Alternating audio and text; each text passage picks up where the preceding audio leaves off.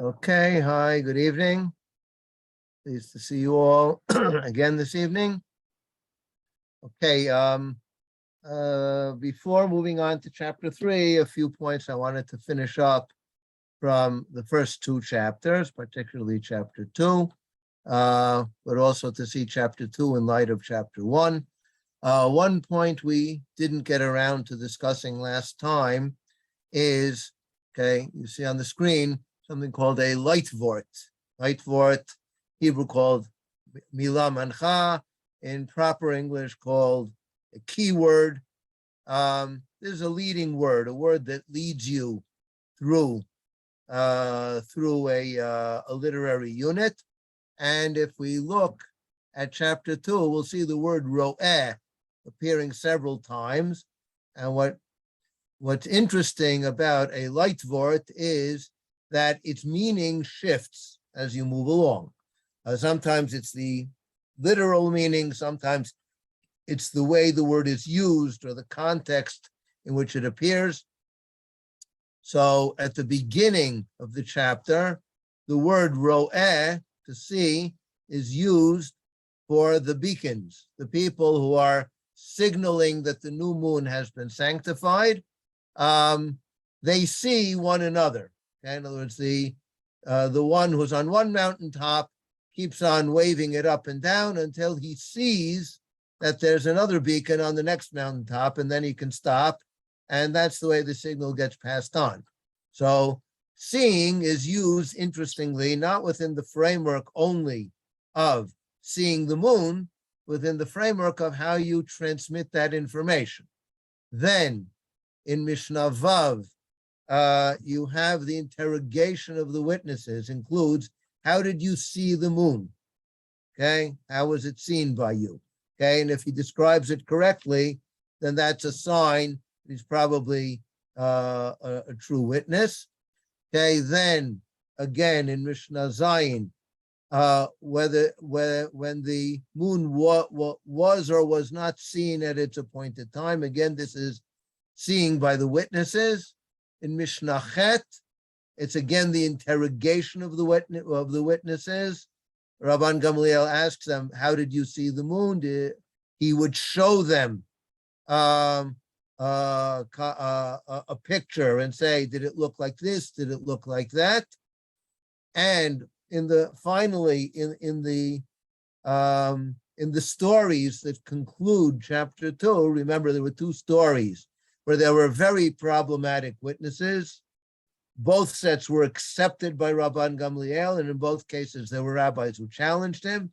And the second one led to the very dramatic encounter and conflict between Rabban Gamliel and Rabbi Yoshua. So the story opens with the witnesses describing how they saw it, and the way they describe seeing it makes no sense. There's something self-contradictory in the testimony. But then we come finally to another interesting wrinkle in the word ro'eh, when Rabbi Yoshua accepts Rabbi Dosa's rejection of the witnesses. Rabban Gamliel accepted them. Rabbi Dosa challenges him. He says, how can you possibly do that?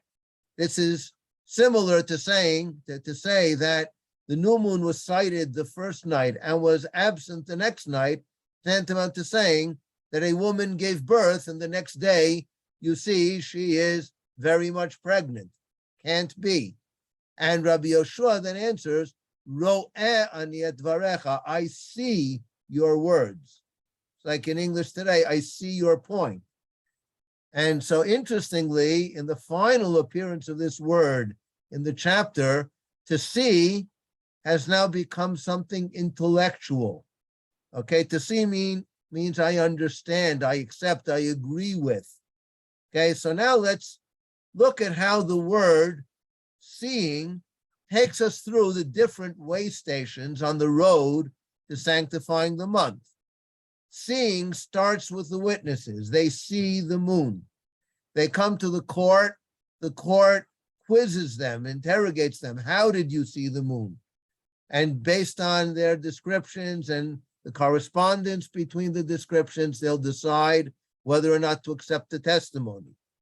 Then then the court deliberates. And when the court deliberates, you can have one of the rabbis on the court saying, Ro'eh ani et dvarecha. I see your argument. You think that the witnesses are true witnesses. Someone else thinks they're false. I see the point of this one or of that one. Okay, so the seeing has now morphed from the physical seeing of the witnesses to the intellectual seeing of the court. And then finally, the court sends out the messenger, not the messenger, sends out their delegates who then send out the beacons, and the beacons have to see one another. Okay, and finally, the final one who lights it on the top of a mountain called Beit Piltin will see the entire diaspora, meaning the Babylonian diaspora, lit up like a bonfire.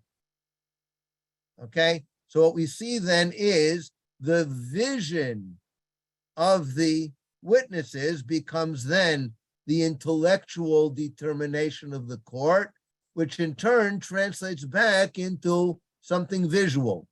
The way the court transmits the information about sanctifying the new moon is visually. Now, we talked last time about how this visual way of sending it is probably the most efficient. It's certainly the fastest way of communicating it.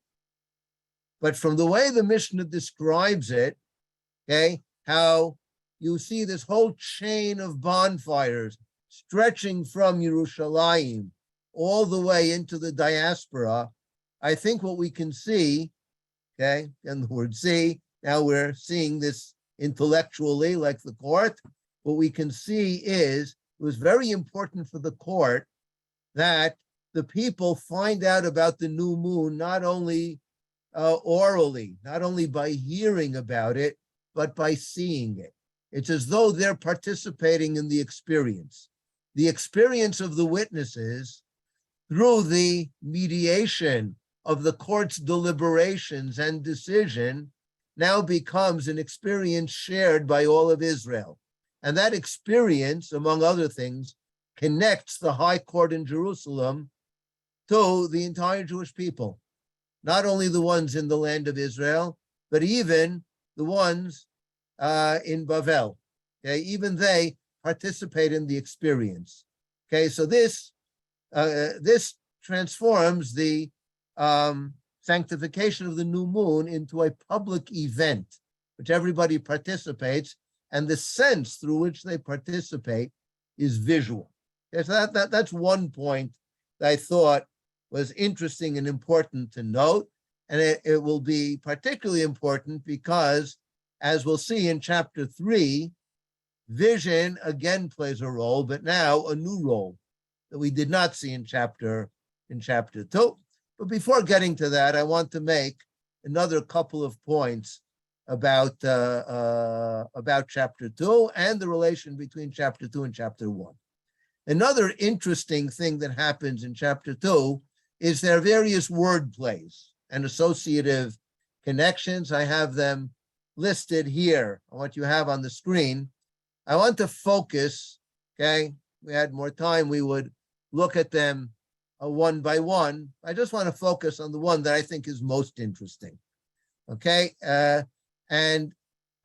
This word association is created by two parts of the chapter that are surprising and arresting, okay? So I'll remind you of some of the points we made last time. One of them is, okay, at the end of the chapter, that's on the left of your screen over here, okay, when Rabbi Dosa, in rejecting the witnesses, says, for the witnesses to claim that the new moon was sighted one night and the following night did not appear, tantamount to saying, Al Haishashi Yalda L'machar Kresa Ben Shinah.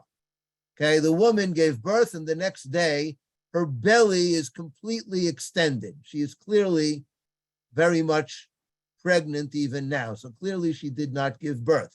Same thing with these witnesses.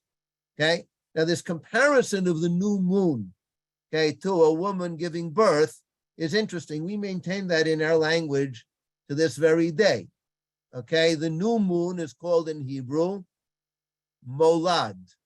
Okay. You've ever heard in Shul the Molad is announced when they announce the new month. Okay. We do Birkat HaChodesh, and the Rabbi will announce the Molad. The Molad literally means born, the newborn. It's the newborn moon. And when you have a long month, a 30-day month, instead of a 29-day month, so Rosh Chodesh is on the 31st day, so that month is called a Chodesh Me'ubar. Me'ubar. Me'ubar literally means pregnant. It's a pregnant month. Okay? It's pregnant because the molad hasn't appeared yet. The baby hasn't been born yet. So we continue to use this image in describing the transition from one month to another. Okay? Rabbi Dosa gives this a certain resonance. But I think the Mishnah indicates that there's something going on here. It's not just by accident.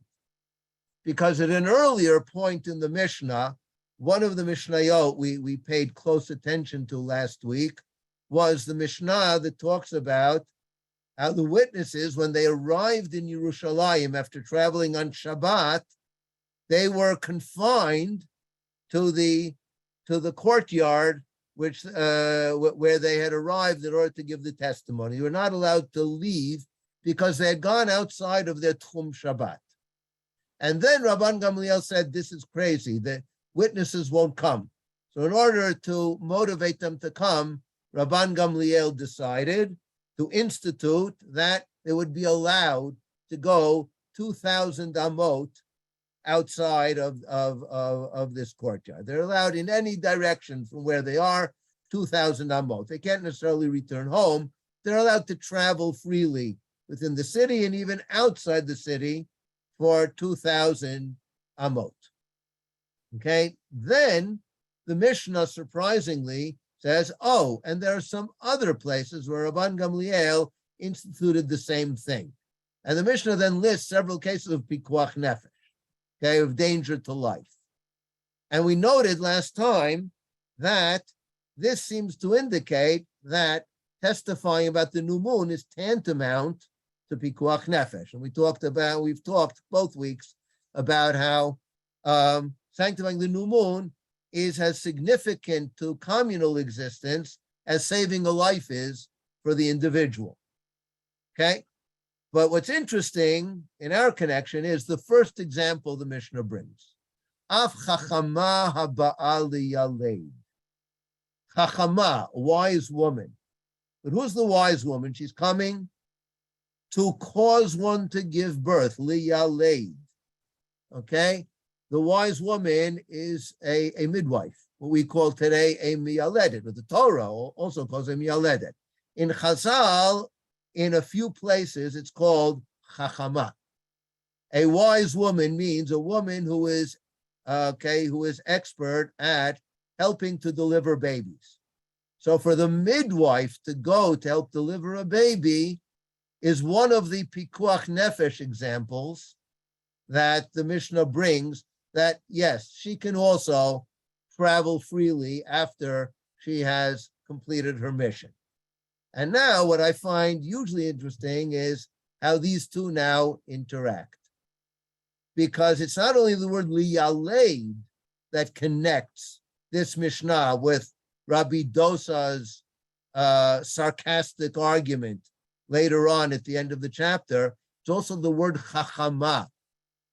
Because how does the confrontation between Rabban Gamliel and Rabbi Yoshua end? Rabbi Yoshua trudges wearily to Yavne on the day that he thought was supposed to be Yom Kippur. And Rabban Gamliel greets him happily, stands up, kisses him on his head and says, Bo v'shalom Rabbi v'talmidi, Rabbi v'chochma. Even though you are Talmidi because you accepted my ruling, because ultimately the halacha rests on authority, and I am the authoritative figure, and you did the right thing by accepting my authority. When it comes to chokhmah, to wisdom, Rabban Gamliel acknowledges you are my superior, you are my teacher when it comes to wisdom. Wisdom and authority don't always go hand in hand. We try to bring them into sync, but they don't always coordinate. And when they don't, then authority trumps wisdom. But at the same time, right, Rabban Gamliel does acknowledge, you are my master in wisdom. And I think this verbal associative connection between Chachama Bali Aleid and the story of Rabban Gamliel and Rabbi Yoshua is interesting because what does it teach us? Rabbi Dosa wanted to argue, what sanctifies the new moon? The birth. When the new moon is born, that's when it's sanctified. And what in the end do we say at the end of the story? Okay, what really determines the new moon is not the birth, but the wisdom. It's the wisdom of the sages that determines the new moon, because after all, okay, it's very possible, even likely, that Rosh Hashanah and Yom Kippur that month were determined not by the moon, but by Rabban Gamliel and his court. They determined it. Had nothing to do with the moon. They could have been entirely wrong about the moon. The witnesses who testified about it, very questionable whether we can accept their testimony. But Rabbi Akiva said to his teacher, Rabbi Yoshua, but whatever Rabban Gamliel determined, that's it. That's the final word, because it is not the birth that determines the new moon, not the birth of the moon that determines the month. It is the wisdom of the sages. And if the wisdom of the sages decrees that the authoritative figure whose wisdom will be finally determinative is that of Rabban Gamliel, that's what will determine. Much as if a woman tries to give birth without a midwife, that's danger. That's a danger to life. Most women will not succeed in delivering safely without a midwife to help them through. And the new moon will not be safely delivered and declared to be a new month until the wisdom of the sages determines it to be the case. As I think this is a very interesting and instructive wordplay. And now one final point, which will sum up the first two chapters, then we'll move on to chapter 3. Okay, we noted already that chapter 1 concludes with the pasuk Ele Moadei Hashem Asher Tikruo Otam B'Mo'adam. B'Mo'adam meaning it is so crucially important to determine the month at its appointed time that we will even allow the witnesses to violate Shabbat in order to get it right. And then chapter 2 was the same pasuk. Rabbi Akiva, speaking to Rabbi Yoshua, says, whatever Rabban Gamliel said is correct. And it doesn't matter whether he was right or not in accepting the witnesses. That's the halacha. And he proves it from the pasuk, Ele Moadei Hashem Mikrei Kodesh, Asher Tikra'u Otam. He leaves out the word B'Mo'adam and replaces it with Ben Bizmanan, Ben Shalo Bizmanan. You will declare them whether at the right time or not at the right time. Seems to be the exact opposite idea of B'Mo'adam. So there's a very daring drasha on the part of Rabbi Akiva. Interestingly, Rabbi Yoshua seems to accept this drasha. Okay? But by concluding the two chapters with these psukim, the Mishnah is really presenting us, I think, with a very serious challenge. The first chapter is all about how much we overextend ourselves, even to the point of Chilul Shabbat, in order for us to get it right. Astronomy will dictate we have to get it right. So we will even violate Shabbat. And chapter 2, well, all of chapter 2 is about the court. The court decides which witnesses to accept and which witnesses not to accept, and sometimes even arbitrarily. Sometimes it's for political reasons. There are witnesses who are trying to undermine the system. So the court says, we will accept only witnesses whose veracity can be guaranteed, which is not the halakha, but it's their institution. So they are deciding somewhat by fiat which witnesses to accept.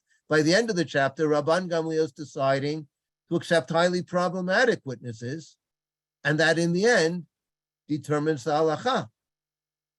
So if chapter 1 basically tells us that the moon is sanctified by the Leida, it's sanctified by what happens up in the sky. The new moon is sighted. That's what determines, and man has to simply ratify that. And that's why you even violate Shabbat, so that we can get it right. Chapter 2 is all about how it is ultimately man who sanctifies, and God will go along. And if man decides to sanctify the wrong day, God will go along with that too.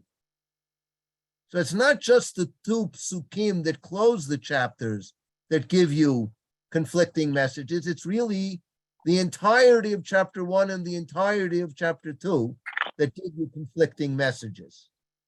Okay, now, we had more time to discuss this. We would try to figure out how do we resolve that contradiction. But I think no less important than how you resolve the contradiction, in practice, we do resolve the contradiction. But what I think is no less crucial is that the Mishnah, by concluding these 2 chapters in this way, and by presenting 2 almost opposite conflicting pictures at the end of each chapter, I think what the Mishnah is really trying to do is to challenge us to confront the issue and to say to ourselves, well, who really determines? Is it really God who determines? Are we really responding to what is determined up there in the heavens? Or is it really man down here, the court, that determines? And I think the Mishnah is summoning us to understand that there's no one answer to that question. They're both true. On one level, God determines. And God's agent for determining it is the heavenly bodies, and particularly the moon. That's what determines. That's how God tells us, sanctify the new month. And we'll violate Shabbat to do that, if need be. And then in chapter 2, God says, you sanctify the month. It is your responsibility. It is your authority. You will sanctify it, and I'll go along with you. How can both of those be true? Well, somehow they can both be true. But I think the point of the Mishnah is not as much to lead us to one way or another of resolving that contradiction as to point out to us that that contradiction is built into our halachic system. Our halachic system is grounded in both of these being true. This, by the way, has a history, because among those sectarians who rejected the way in which the Chazal and the Mishnah ran the calendar, conducted the calendar, many of those sectarians believed very strongly that man has no authority. Man can only be a mouthpiece for the divine word. And even when man interprets the halakha, he's simply serving as a mouthpiece for the divine. It's really God who is interpreting the halakha through the agency of a certain human institution. And I think Chazal are very clearly indicating to us that's a very tempting way of looking at things. That way, we know that when we observe the halakha, we are doing God's will.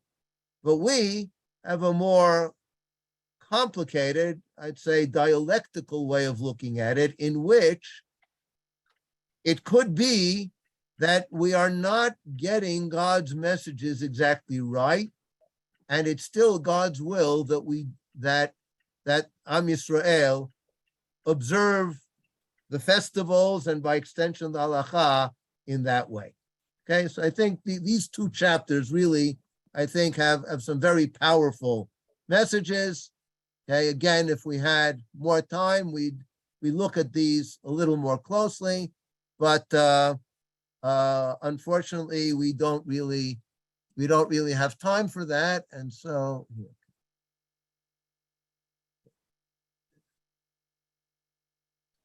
Okay. Okay, so let's move into chapter 3. Okay, we'll have to do a quick job of just surveying what the chapter has to say. I hope all of you took the opportunity to read through the chapter, so you have, so what I'll be saying in the next few minutes will not be new to you, but if you're missing a point here or there, these points will be coming up again as we go through the class. Okay, so the chapter opens with Ra'uhu Beitin B'chol Yisrael. They saw it. What's it? The new moon. It's got to be referring to an antecedent. The only antecedents are the previous two chapters. So the way the chapter opens, we're expecting chapter 3 to be a direct continuation of chapters 1 and 2. We're still talking about Kiddush HaChodesh. And in Mishnah Aleph, indeed, we are. Okay, and we open with an impressive new law where it's not the witnesses who saw the new moon and came to the court to be interrogated, but it is the court itself that saw the new moon. Or, that's how I'm going to translate the Vav of the Chol Yisrael, okay, or all of Israel. If the court or all of Israel saw the new moon, or if nechkeru haidim, or if the witnesses were interrogated, and in any of these three cases, lo hispiku lomar mikudash ad shechashecha, this was all towards the end of the day, and they saw the new moon, and the court wanted immediately to declare mikudash. This new month has been sanctified. And they didn't get the words out before it got dark. And when it's dark, it's too late. Courts are allowed to operate during the daytime, not at night. So an act that must be performed by a court has to be done during the daytime. And so they just didn't succeed in doing it. Hareze mu'ubar. Okay, again, that word mu'ubar, by the way, okay, it's pregnant. Okay, it's an extended month. Okay, so the next day will be the Rosh Chodesh, and not today. They tried to get today to be Rosh Chodesh, didn't happen, didn't work. And then the Mishnah continues with other cases where it's only the members of the court who saw it without the rest of Israel, or only two members of the court saw it. In each case, the Mishnah details, okay, what the court can do. Okay, so the wrinkle here that we didn't have in the first two chapters is what happens if you don't go through the normal procedure of witnesses testifying before the court, but rather the court themselves just want to sanctify the new moon based on their own perception, or even the perception of all of Israel. And now, surprisingly, the Mishnah sharply shifts back to the laws of Rosh Hashanah. I'll remind you that the first chapter opened with two Mishnayot about Rosh Hashanah, then shifted to Kiddush HaChodesh for two chapters. Then it ran into the first Mishnah of this chapter, and now we're back to Rosh Hashanah, and the whole rest of the show of this chapter will be about Rosh Hashanah, and particularly about one aspect of Rosh Hashanah, the main aspect, which is blowing the shofar. Okay? We should note, nowhere does it say that on Rosh Hashanah, in the Torah, that on Rosh Hashanah you blow a shofar. All the Torah says is that Rosh Hashanah is a day of Yom Truah, sounding blasts, or Zichron Truah, commemoration in or through blasts. Okay, we sound a blast of what? From the Torah, you wouldn't know. But Chazal understand that to be a shofar. What that's based on, assuming we get to that point this evening, we'll have a chance to note where that comes from, why they decide it's from a shofar. Okay, but in any event, that's the presupposition. And like as the Mishnah does very frequently, it doesn't start off by saying, as most law codes would. If you want to see how most law codes would operate, it's usually instructive to compare Mishnah to the Rambam's Mishnah Torah. The Rambam will always start with something like, on the first day of Tishrei, known as Rosh Hashanah, okay, we are commanded to sound a shofar, we're supposed to sound the following blast, etc., etc. Okay, and then later on, he'll start getting into the details. But here, the Mishnah starts, as it very often does, in the middle of the topic. Okay, so the Mishnah is assuming we know that on Rosh Hashanah, we sound blasts of a shofar. And then it says, well, what is a shofar? So it starts off with, all shofarot are kasher, except for the shofar of a cow, because it is not called a shofar, but rather a keren, okay, a horn rather than a trumpet. Rabbi Yosei says, yes, but all shofarot are called horns. But shofar and horns are simply synonymous words that are often used interchangeably. And he brings a proof text from the conquest of Jericho. The conquest of Jericho, remember, the people had to march around the city for 6 days. On the 7th day, which according to tradition was on Shabbat, they marched around the city 7 times, at the end of which they sounded shofarot, and then the walls came tumbling down. Right? And it says in the book of Yoshua, Bimshoch bekeren hayovel. Now we know from other psukim that they were sounding shofarot. And the shofarot came from a yovel, which is a one of the biblical terms for a ram. It was a ram's horn, shofar. Okay? And it's also called here a keren. So if even something officially called a shofar, a ram's horn, can be called a keren, argues Rabbi Yosef, what's the problem with using the horn of a cow as well? So what if it's called a keren?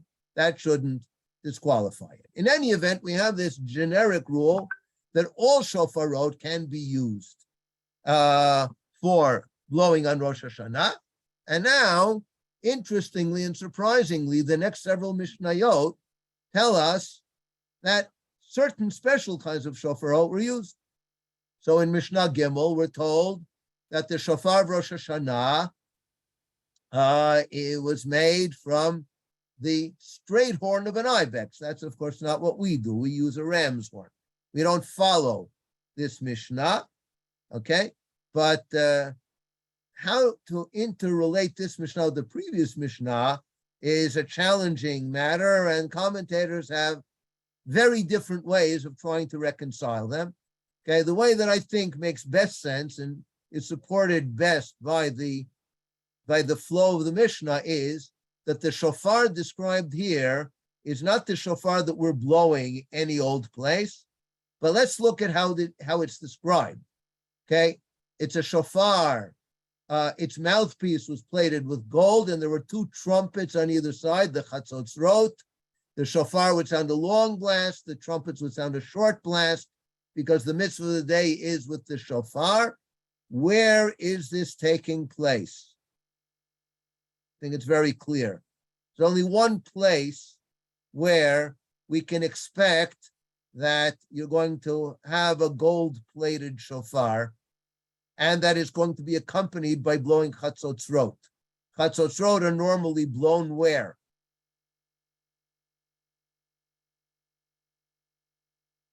Beit HaMikdash. That's right. They're blown in the Beit HaMikdash. And that's where we could also expect that you could have gold-plated shofar, and not every community can afford a gold-plated shofar.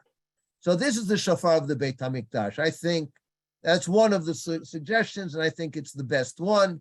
Mishnah Bet is talking about shofar being blown throughout Israel, and in Chutz La'aretz can be anything, with one or two exceptions. And in the Beit HaMikdash, the practice was always to blow a straight shofar. Straight means curved in only one direction. However, on fast days, why are we talking about fast days? Not clear. We are talking about shofarot. This Mishnah is quite similar to the previous Mishnah in terms of its form. The content is almost diametrically opposed, okay? But the Mishnah is again digressing, which it often does, apparently for associative reasons, but as we've seen in other cases, perhaps not only for associative reasons. So it's from curved terms of rands, which means it's not curved only in one direction, but it hooks over. Okay, so it's as though it's bent over. Okay, that's what we do on Taniyot, and it's silver plated, and the chatzotz rotor in the middle, the shofar rotor on the side, because the main mitzvah on the fast day is the chatzotz rot.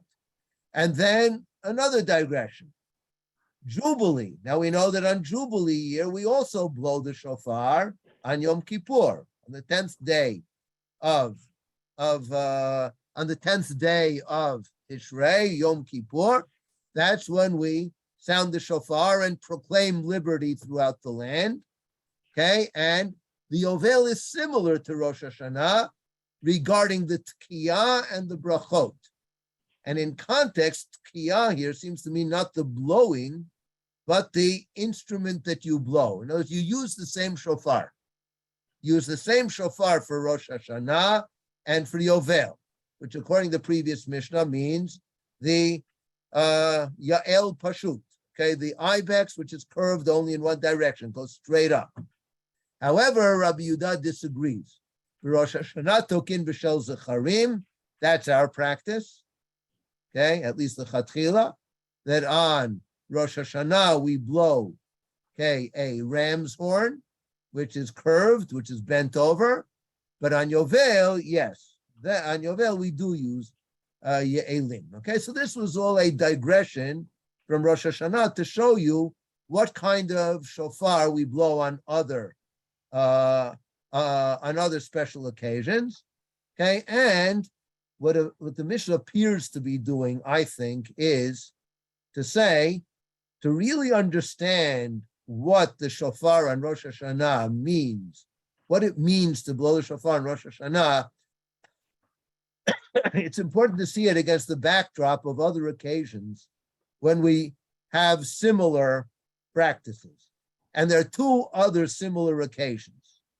One of them is the Yovel, one of them is Ta'aniyot. Okay?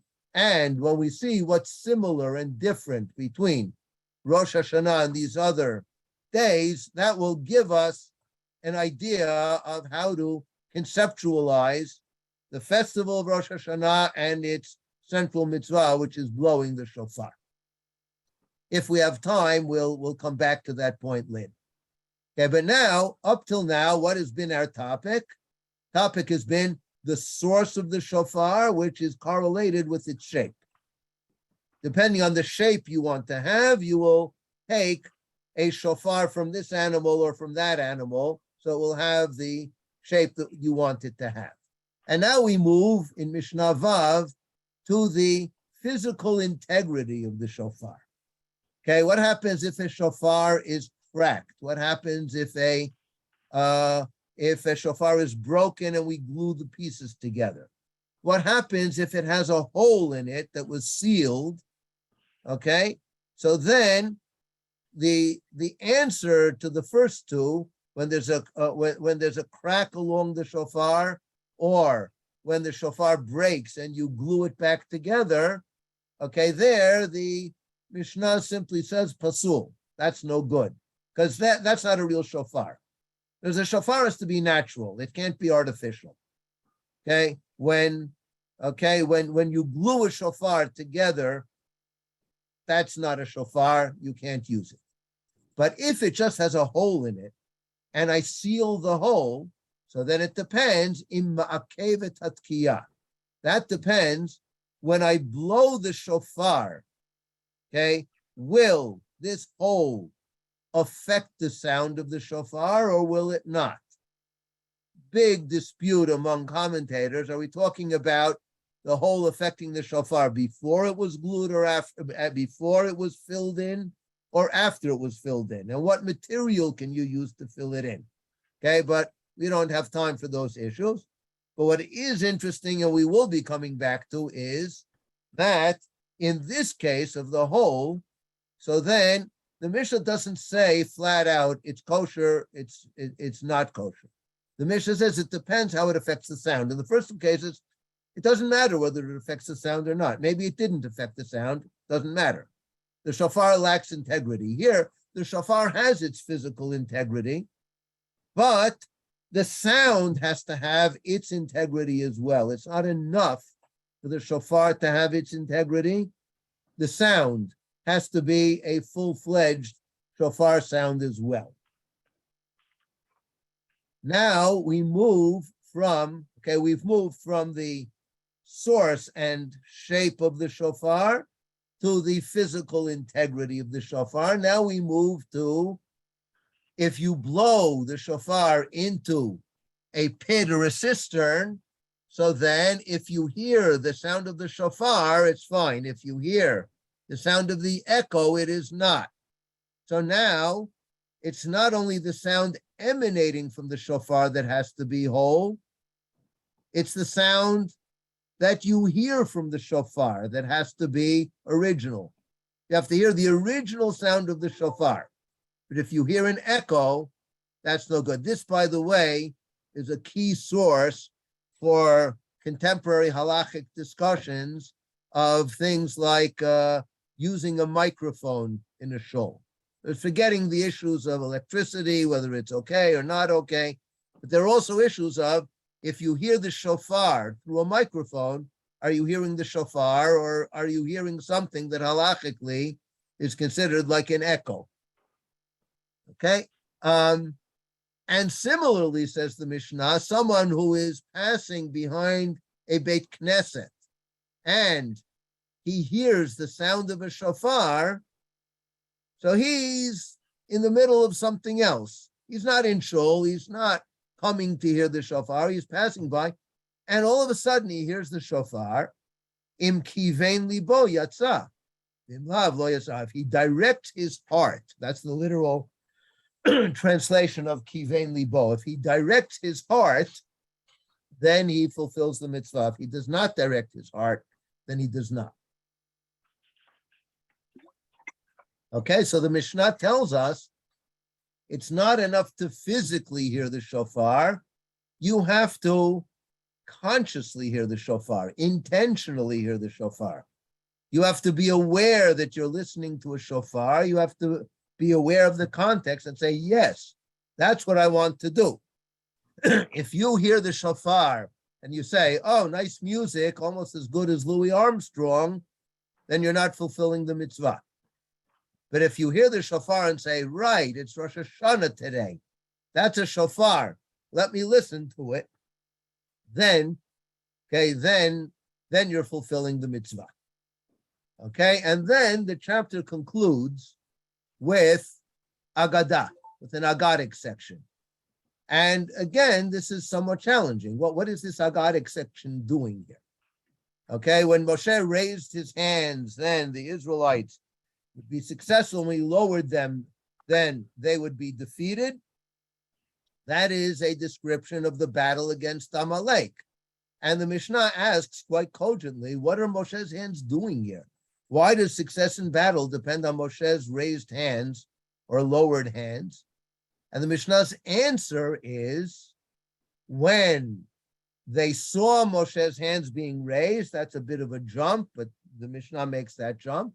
When they see his hands being raised, And that in turn directs their hearts to their Father in heaven. Now, the text you have before you on your screen is Misha'abdin. But in manuscript versions of the text, you have Umechavnim. And that's crucially important. We'll see why in a couple of minutes. Okay, but they subjugate their hearts to their Father in heaven, then they would be successful. Similar story about the serpent. Okay, the first story, by the way, is the beginning of Israel's sojourn in the wilderness. The last story is at the end of their sojourn in the wilderness. And similarly, the brass serpent that was put on, that was hung up on a tall pole, that saved people with the same religious dynamic. It would direct their hearts heavenwards, and then they would be saved. And finally, the Mishnah concludes with, if people who are considered to lack understanding, okay, a deaf mute in those days, deaf mutes could not be educated, so they were considered not to have adult understanding, okay? An imbecile or a minor cannot blow on behalf of the community, because anyone who is not himself or herself obligated cannot fulfill the obligation on behalf of the community. Okay, now let's start off by raising some questions. As we went along, we raised a couple of questions about the order of the Mishnayot, but let's add another couple of questions. Okay, this last Gothic Mishna, what's it doing here? It's not about Shofar. It's not about Rosh Hashanah. Why is it here? What is the point of this Mishnah here? Okay, question number one. Question number two. Okay, after the Agadic, and normally, where does the Mishnah put a dramatic Agadah? We had an example of this at the end of chapter 2. You put it at the end of a chapter. And this Agadic ending about how we have to subjugate our hearts to our Father in heaven, that would seem to be a very beautiful chapter ending. And to talk about, well, who is authorized to blow a shofar on behalf of the community seems to be a kind of anticlimax in the chapter. Why are we ending the chapter with that? And if anything, where would we expect this to be? This Mishnah about who can blow a shofar, where would we expect to find it? Well, let's go back again and take a look at the order of the Mishnayot in the chapter. Here, let's take a look here. Here we have here, yeah. Okay, here we have a diagram of the chapter. So let's take a look, starting with Mishnah Bet, right? Mishnah Aleph is an outlier, still about Kiddush HaChodesh. Mishnah Bet starts talking about the source and shape of the shofar. That runs through Mishnah Bet, Gimel, Daled, and Hey. Okay? Half the chapter is devoted to the source and shape of the shofar. The next thing is the physical wholeness of the shofar. Okay, which then at the end of the Mishnah includes the wholeness of the sound of the shofar. Then we move to the blowing of the shofar, and we say you have to hear the shofar directly, hearing the whole sound. And then finally, you have to direct the heart. So we've talked about the nature of the shofar, the sound emanating from the shofar, okay? The wholeness of the sound, the hearing of the shofar, and the intention of the person who hears the shofar. What's missing from this description? The blowing of the shofar, but the person Right, that does the who's blowing. supposed to blow it? How is he supposed to blow it? What sounds is he supposed to get out of the shofar? the act of blowing is absent. And what the Mishnah actually does is it fills in the who can blow at the very end of the chapter as this kind of appendix to the chapter. It's not really an integral part of the chapter. We ended the chapter with the Gothic Mishna. And then we have a kind of appendix. Oh, who can blow the shofar? And then at the end of the next chapter, Perek Daled, as we'll see next week, that's where the Mishnah finally gets to what sounds is he supposed to blow in the shofar. So there are two major parts of blowing the shofar that are left out of the main body of this chapter, Bet through Zayin. Okay? Now, part of the reason for that, I think, is clear in the diagram that I have here.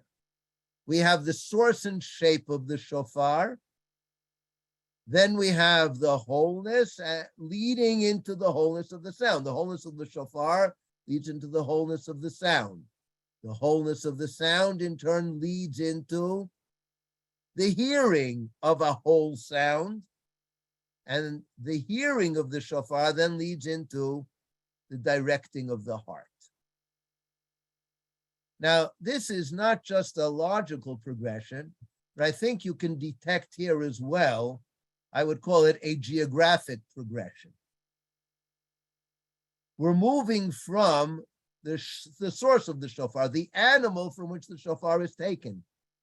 And maybe part of the point of the Mishnah is that animal is part of the process.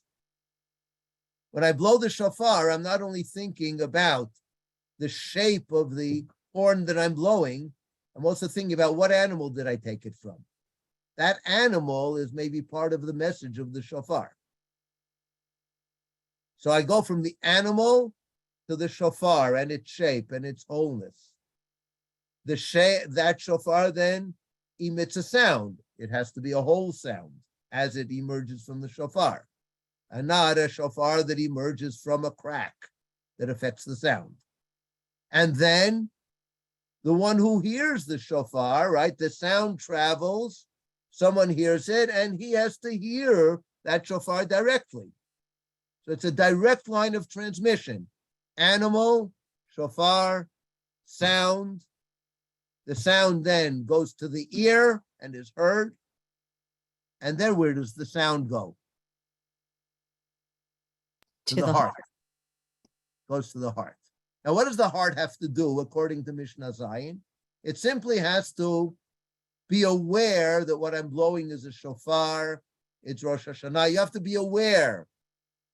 Perhaps you have to intend, yes, this is a mitzvah. I want to fulfill that mitzvah. That's a discussion in the Talmud. What exactly is the content of the intention of the heart? Okay, but certainly the heart is sort of participating in this hearing of the shofar.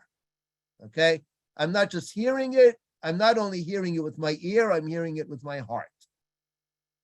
Okay, if that reminds you of, I'm not only seeing the new moon with the eyes of the witnesses, but I am experiencing the new moon through the agency of the court's wisdom. I think in a way there's a kind of parallel between those two, and I don't think that's accidental. Okay, but be that as it may, let's now, okay, there are three Mishnayot whose placement in this chapter is very puzzling. One of them we just noted before, and that's about the Cheresh Shoteh V'Katan, why that's at the end. It's almost as though the Mishnah wants us to receive the sound of the shofar unmediated. We don't have a person blowing the shofar. It's just blown. You have to hear the shofar. The one who's blowing the shofar, that's incidental. Maybe that's not so important. Maybe that's part of the point. Okay, that's a possibility. We'll, put that on hold for a while. Okay, but that's one question. Question number two, this Gothic Mishna about the hands of Moshe and the brass serpent. And let's not forget the first Mishnah about Kiddush HaChodesh. Extremely puzzling. Why is this one Mishnah of Kiddush HaChodesh not somehow attached to the first two chapters? Why is it pushed off until our chapter? So let's start off with the main body of Mishnah Chet, the Gothic Mishna. Okay, and here, the text I brought you here on this page is from the Kaufman manuscript, widely regarded as the best whole manuscript of the Mishnah. And you can see it says in Mishnah Chet, Umechavnim, Zman sheYisrael mistaklim klapei lemala, Umechavnim et libam lavihem shabashamayim. And that already gives us a cue. Why is this Mishnah here? Because Umechavnim et libam links this Mishnah up with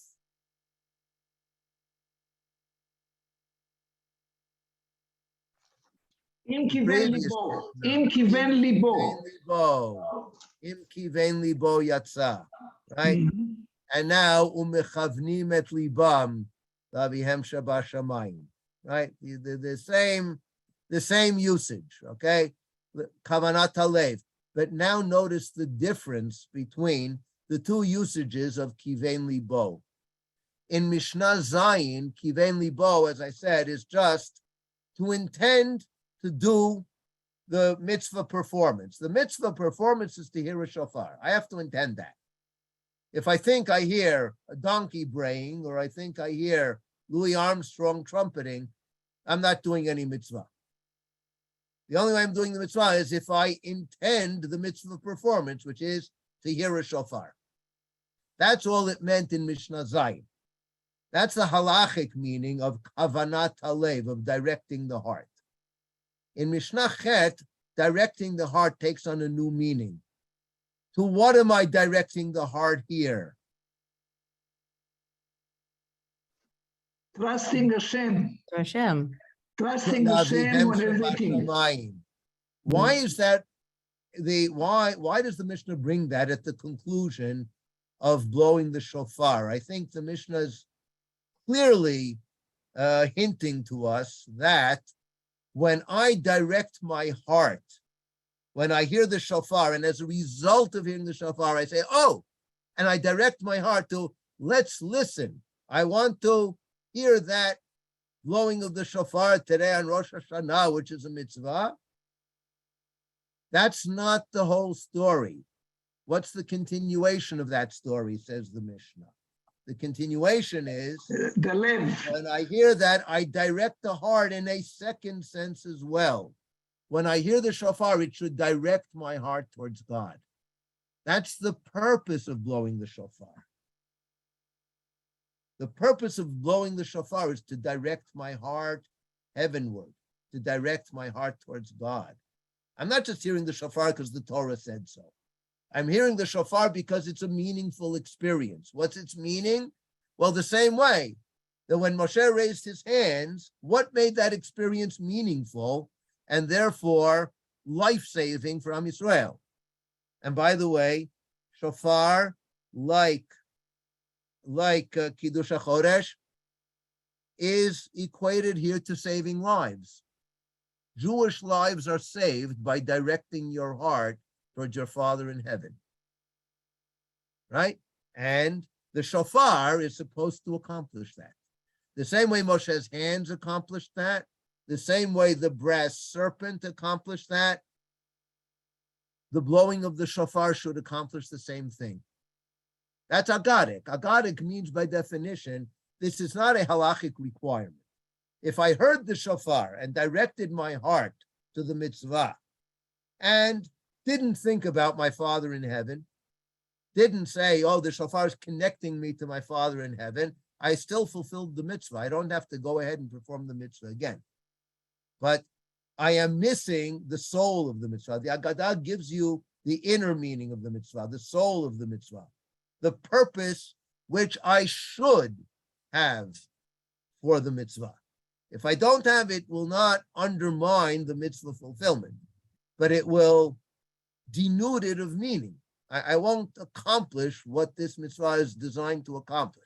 And the Mishnah makes it very clear what this mitzvah is designed to accomplish.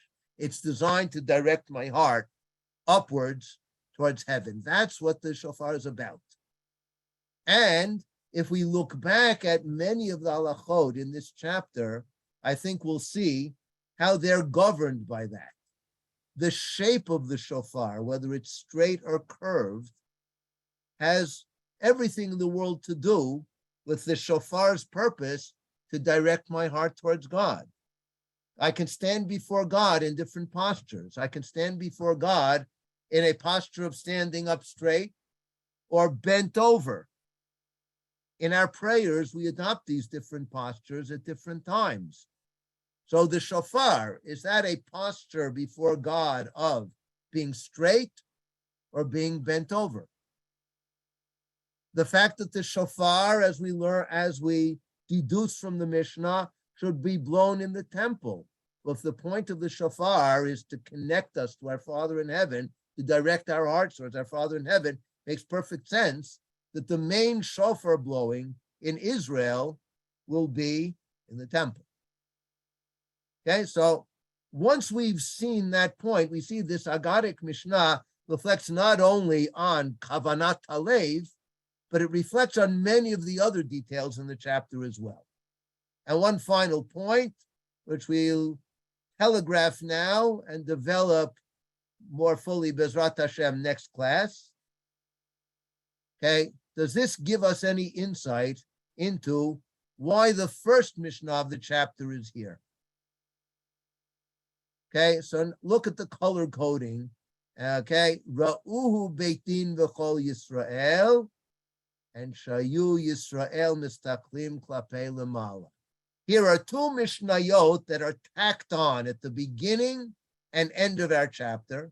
They're not an integral part of the chapter. The main body of the chapter is Bet through Zayin, but the Mishnah tacked on at the beginning and the Mishnah tacked on at the end both have the same image of Israel looking up at the heavens. Israel looking up at the heavens. At the beginning of the chapter, when Israel looks up at the heavens, they see the new moon. And that will enable them to sanctify the new month. This, by the way, as we said, is different from what we had in chapter 2, where it's the witnesses who saw and just conveyed the information to the court. Here, all of Israel is looking up and seeing the new moon and enabling them to immediately sanctify the new moon if they get in the appropriate word mikudash before it gets dark. The end of the chapter, Israel looking up towards the heaven, they don't see anything concrete when they look in the heaven. What they see is that they're directing their hearts towards God. Now, could the Mishnah be indicating that the reason why we sanctify the new moon, the new month, by sighting of the new moon, is in order to direct the heart of Israel towards their Father in heaven? Okay, our time is up. Okay, it's like the first Mishnah, it's Chashecha. We didn't get the word Mikudash out in time, and so we will leave the answer to that question hanging until next week. Okay, but I think it's important to end with that question, and you'll have a week to reflect on it, and we'll see next week what you all think. Erev Tov. Thank you. I'd like to make a suggestion from what you said. Yes. Shofar is the same letters as parash. The interpretation, the kavanah is the perush. The direction, the direction that we make is giving the correct perush. Okay, very good. That's an interesting thought. Rav Avi, I have another question, perhaps for next week. If you've built up this case that determining Rosh Chodesh is like Pikuach Nefesh and is Doche Shabbos, why is shofar blowing? What happened to it that Shabbos pushes away shofar blowing for us now? Okay, excellent question. So again, coming attractions. That's a question that will be relevant in the first Mishnah of the next chapter. which will discuss exactly that. Can the shofar be blown on Shabbat? And the answer, which may surprise many of you, is, well, sometimes yes. Okay, so we'll see that Bezrat Hashem next time. Can I ask one thing? Your last point, which I know you develop more next week, but you emphasized at the beginning the keyword element. Now you have Kol Yisrael maybe, but there is a difference between Ra'u and Mistaklin. Is that how far can one go with that? Okay, that's an excellent question. The short answer is that it's a judgment call. Okay. Okay, there's no hard and fast answer to that. In other words, obviously, when you're using the exact same word, and particularly when you're using it in different contexts and in different ways and even with different meanings, then you've got a stronger case for there being a word association. And as you remove one or another of those elements, so then your case is somewhat more tenuous. But depending on various factors, you can compensate. So here, for example, the fact that these are both, these Mishnah frame the chapter, they both don't seem to belong organically to the chapter. Okay, I think that fortifies it. And I have other intertextual arguments to strengthen that, which Bezrat Hashem will touch on at the beginning of next week. All right, thank you. Rabbi, another question. It turns out that you have a very nice presentation of the page. The way it's showing on my screen is I'm showing a what do you call it? I'm showing one page with nice splashes of color, exactly that. But it's much too tiny to be able to read any of it. Yeah. Is there a way of making it big enough? On Zoom, the only way I could do it is to divide up the page. So it's it's a question of either sacrificing legibility for the sake of having the whole chapter on one page, or enhancing legibility and breaking it up into two pages. Rabbi, Maybe next time I'll do both, and that way we can hopefully move back and forth so we can get some of the benefits. Because when you're talking about the green splashes, that's all I need to be able to read. I don't need to be able to read the red and the yellow splashes. Right. You can do it yourself on your own screen under view options. You can blow it up for yourself. Nope. Okay. Well, okay. Because it's his screen that's being shared. I have no control over his share. Right, but I do send out the sheets in advance, so you can, put it on your own screen and play with it as you will, on your own personal copy. But I'll see if I can improve that. I have to admit that neither graphics nor computer skills are my most most fully developed skills. But we share all of that, Rabbi. We share all. Yeah, no, it does expand on my iPad with no problem. Isn't that nice? Yeah, right. I'm lucky. So It doesn't solve my problem, does it? The file is always put on the web page for the class, so you can find it there, or toward the beginning of class I usually send a link to it in the chat, and that way you can have it open on your own screen, and then you can adjust and see whichever parts you need. It may be that you join the class after I sent the link, in which case I'll in the future I'll send it a few times during the class so that it's there for people who join. That may do. We'll look forward. We'll give it a try next week. Okay. Thank you. Have a good week, everyone. You too. And just a reminder to the people who are still here that Dr. Mark Shapiro's class on the Reform movement, the first generation of the Reform movement, and rabbinic attitudes toward that is starting up again tonight at 8:30 Eastern. Hoping to see you there or here again next week. Maxine, I misled the last week's class of this class. Is the source sheet also on the website? Yes. Oh, Yes. so I can get it there. Okay, thank you. Okay. Okay, thank you all, everyone. Erev Tov.